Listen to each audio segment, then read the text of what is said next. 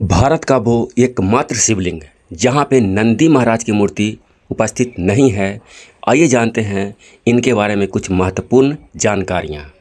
सावन का महीना आने वाला है। बाबा बर्फानी अमरनाथ जी का यात्रा शुरू हो चुका है। यह यात्रा आषाढ़ के महीने में शुरू होता है और सावन के पूर्णिमा के दिन तक चलता है। लगभग 2 महीना का यात्रा यह होता है। सावन के पूर्णिमा के दिन चंद्रमा अपने पूर्ण अवस्था में होता है।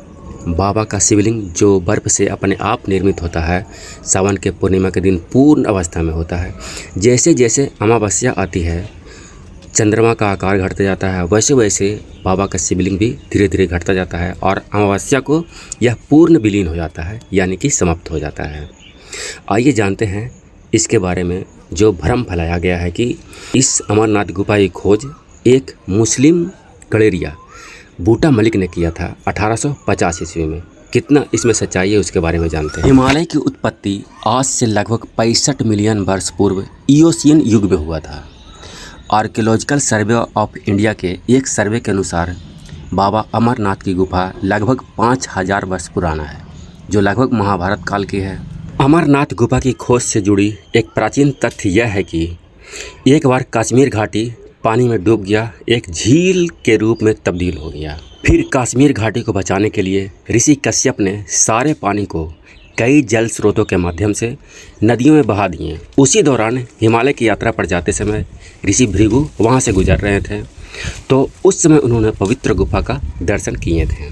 कई प्राचीन रचनाओं में उल्लेख है कि 34 ईसा पूर्व में कश्मीर के राजा सामदीमत, जो शिव भक्त थे, वे पहलगांव से होते हुए अमरनाथ की गुफा में बर्फ से बने शिवलिंग की पूजा करने जाते थे। कश्मीर पर लिखे सबसे प्राचीन पुस्तक नीलमत पुराण, जो ऋषि कश्यप के पुत्र नील के द्वारा रचित माना जाता है। इस पुस्तक में 6वीं से 8वीं शताब्दी तक का कश्मीर का इतिहास का वर्णन किया गया है और इस पुस्तक में भी बाबा अमरनाथ गुफा का जिक्र किया गया है।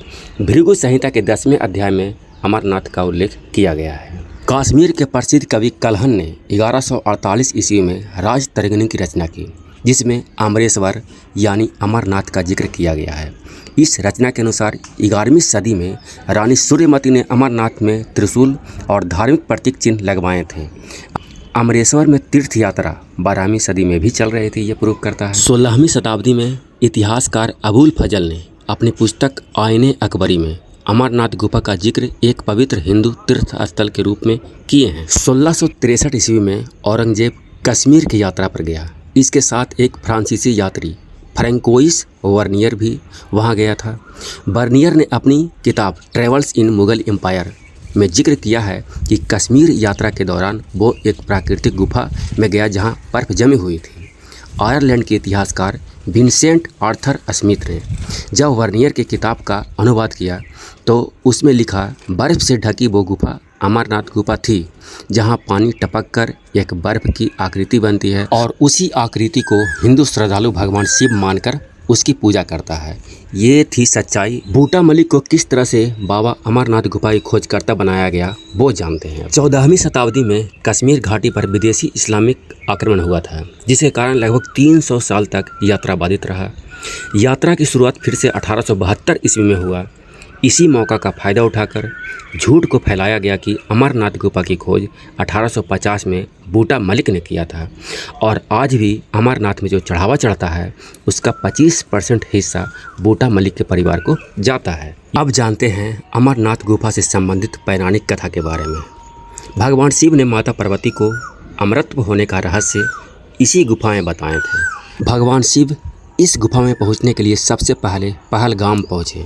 इस स्थान पर भगवान ने नंदी जी को छोड़ा। इसके बाद चंद्रबाड़ी में शिव ने चंद्रमा को छोड़ा। पिस्सू टॉप स्थान होते हुए भगवान शिव शेषनाग स्थान पर पहुँचे, जहाँ पे शिव ने गले में विराजमान बासुकी नाग को छोड़ दिए थे। इसके बाद पंचतरणी स्थान पर गए, जहाँ देवी गंगा को छोड़े और फिर गुफा में प्रवेश किए थे। फिर इस सुनसान गुफा में भगवान शिव माता पार्वती को अमृत होने का रहस्य सुनाना शुरू किए और उन्होंने माता पार्वती से कहें कि आपको बीच बीच में हुंकार भरते रहना है। परंतु अमृत की कथा सुनते समय माता पार्वती को नींद आ गई। उसी गुफा में 2 सफ़ेद कबूतर था जो बीच बीच में हुंकार भरते रहा और भगवान शिव कथा सुनाते रहे।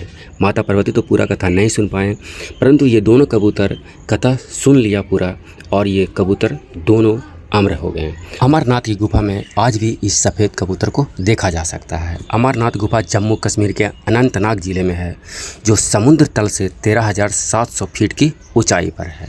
अमरनाथ जाने के लिए सबसे पहले श्रीनगर पहुंचना होगा। श्रीनगर से पहलगाम या बालाटल जाना होगा।